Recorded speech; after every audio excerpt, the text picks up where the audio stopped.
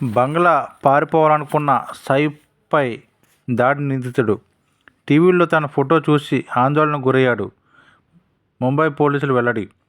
బాలీవుడ్ నటుడు సైఫ్ అలీఖాన్పై కత్తితో దాడి చేసిన నిందితుడు షరీఫుల్ ఇస్లాం షహజాద్ మహమ్మద్ రోహిల్లా అమీన్ ఫకీర్ ఈ చిత్రాన్ని టీవీలో చూసి భయాందోళనకు గురయ్యాడని పోలీసు అధికారులు సోమవారం వెల్లడించారు. అలాగే తన స్వదేశం బంగ్లాదేశ్కు పారిపోవాలని భావించాడని తెలిపారు.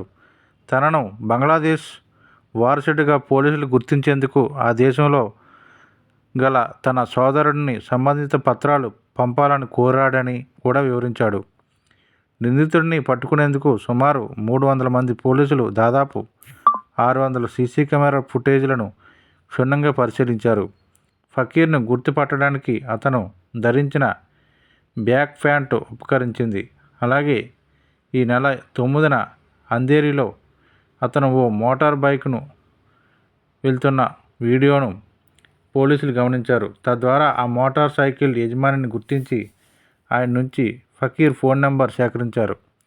ఆ పరిణామం నిందితుడిని అదుపులోకి తీసుకునేందుకు కీలకంగా మారింది. ఆ నంబర్పై పోలీసులు నిఘా పెట్టారు.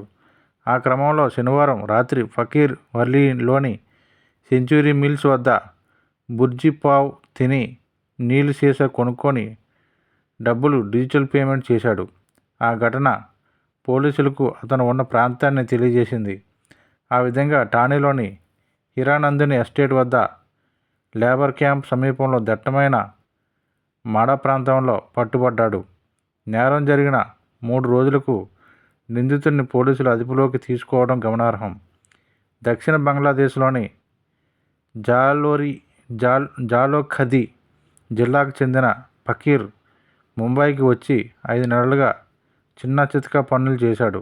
ఆ క్రమంలో సైఫ్ అలీఖాన్ ఇంట్లో దొంగతనానికి వెళ్ళి ఆయనపై దాడికి పాల్పడ్డాడు.